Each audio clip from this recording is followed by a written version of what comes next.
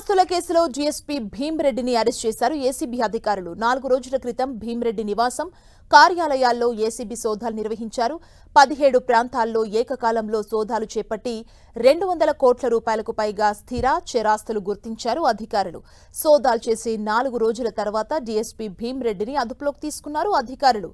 నాగర్ కర్నూలు జిల్లా ఆలూరుకు చెందిన భీమ్రెడ్డి కానిస్టేబుల్ గా కెరీర్ ప్రారంభించి కొంతకాలం తర్వాత 1995 బ్యాచ్ ఎస్ఐగా ఎంపికయ్యారు. ఈ క్రమంలోనే హైదరాబాద్, సైబరాబాద్ కమిషనరేట్ల పరిధిలో పలు కీలక బాధ్యతలు నిర్వర్తించిన ఆయన ప్రస్తుతం డీజీపీ కార్యాలయంలో డీఎస్పీగా పనిచేశారు. అయితే భీమ్రెడ్డి అక్రమాస్తులు కూడబెట్టారని ఆరోపణలు రావడంతో ఏసీబీ అధికారులు రంగంలోకి దిగారు.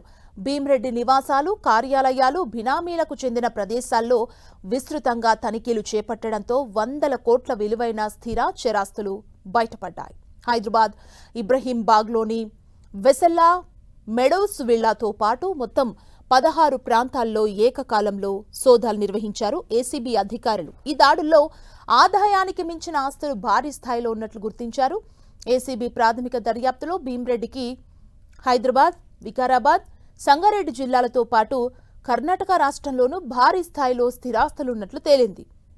బెంగళూరు సమీపంలోని దేవనహల్లిలో విలువైన భూమి, కర్ణాటకలో 44 ఎకరాల వ్యవసాయ భూములు, తెలంగాణలో అనేక ఫ్లాట్లు, కమర్షియల్ భవనాల్లో వాటాలు ఉన్నట్లు గుర్తించారు అధికారులు. స్వాధీనం చేసుకున్న పత్రాల ఆధారంగా ఆస్తుల మార్కెట్ విలువ 200 కోట్ల రూపాయలకు పైగా ఉండొచ్చని అంచనా వేస్తున్నారు. డీఎస్పీ భీమ్రెడ్డి తన అధికారాన్ని దుర్వినియోగం చేసి అక్రమంగా ఆస్తులు కూడబెట్టినట్లు నిర్ధారణకొచ్చారు ఏసీబీ అధికారులు.